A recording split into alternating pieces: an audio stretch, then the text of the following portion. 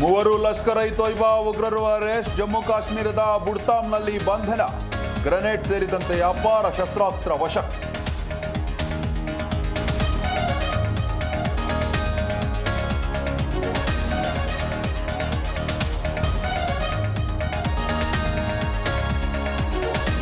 ಮಂಗಳೂರಿನಲ್ಲಿ ಸಿಎಂಗೆ ಕಪ್ಪು ಪಟ್ಟಿ ಪ್ರದರ್ಶನ. ಸುಹಾಸ್ ಕೊಲೆಯಲ್ಲಿ ಪಿಎಫ್ಐ ಕೈವಾಡ ಆರೋಪ. ಎನ್ಐಎ ತನಿಖೆಗೆ ಒತ್ತಾಯಿಸಿದ ಬಿಜೆಪಿ.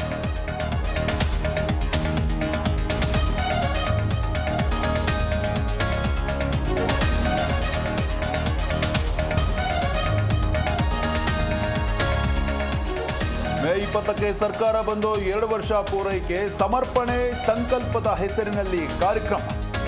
ರಾಹುಲ್ ಖರ್ಗೆ ಬರ್ತಾರೆ ಎಂದ ಸಿಎಂ.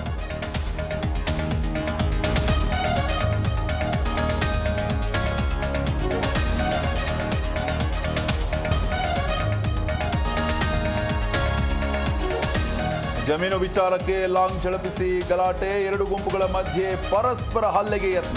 ಬೆಳಗಾವಿ ಜಿಲ್ಲೆಯ ಮುಗಳಖೋಡದಲ್ಲಿ ಘಟನೆ.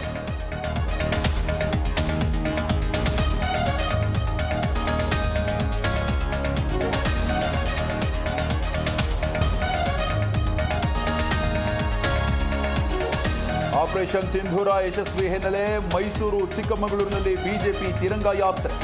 ಸಾವಿರಾರು ವಿದ್ಯಾರ್ಥಿಗಳು, ಮಾಜಿ ಸೈನಿಕರು ಭಾಗಿ.